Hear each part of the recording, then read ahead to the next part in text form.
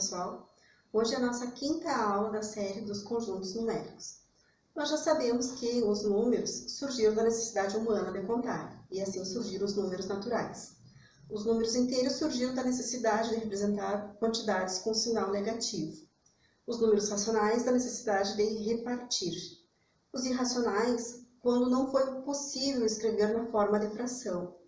Estes últimos conjuntos dependeram basicamente dos filósofos matemáticos, que se dedicaram aos estudos de geometria e álgebra, desde séculos antes de Cristo.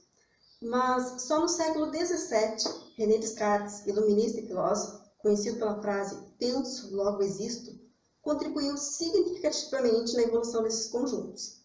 Mais tarde, John Venn e Leibniz conseguiram então formalizar na forma de conjuntos.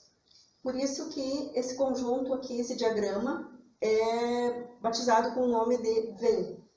Então, os números naturais, bem internamente representados, seguido dos inteiros, dos racionais. Os irracionais estão à parte, por quê? Porque todos os outros são representados na forma de fração. Os irracionais não. E aí, então, se formalizou o conjunto dos números reais, sendo o conjunto de todos os números racionais e irracionais. Aqui, então, nós temos uma noção desses conjuntos como subconjuntos dos números reais. Todos eles são subconjuntos dos números reais. Começando pelos naturais, que está contido dentro dos números inteiros, que está contido dentro dos racionais. Percebam que aqui nós temos a união dos números racionais e dos números irracionais. Por quê? Porque eles têm características diferentes.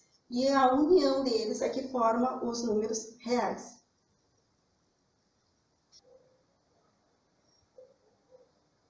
Também são subconjuntos dos números reais quando aparecem esses sinais.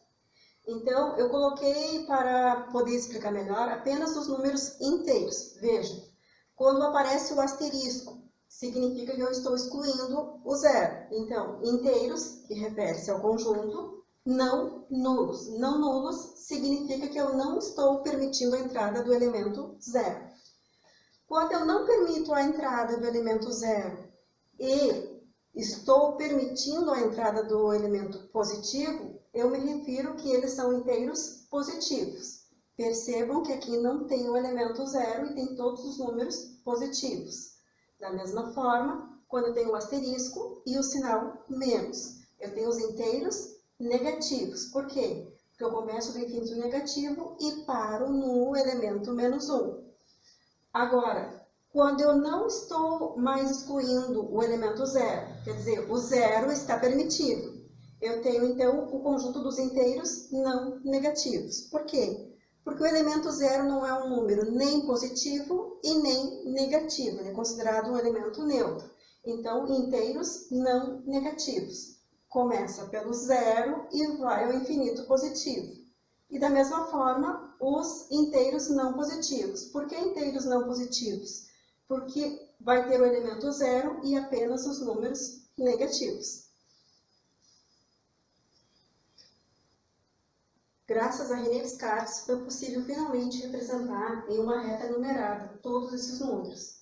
Percebam, então, a existência dos números naturais, os negativos representando, então, os números inteiros, os números decimais, representados pelas frações, e os números irracionais, representados aqui, neste caso, pela raiz quadrada aproximada, 1,41. Percebemos que houve muitos avanços, mas como responder a essa questão? Uma equação de segundo grau, onde a raiz quadrada é negativa. Para poder entender um pouco mais sobre isso, vamos voltar na história, no século XVI, e verificar os estudos de Girolamo Cardano na nossa próxima aula. Até lá!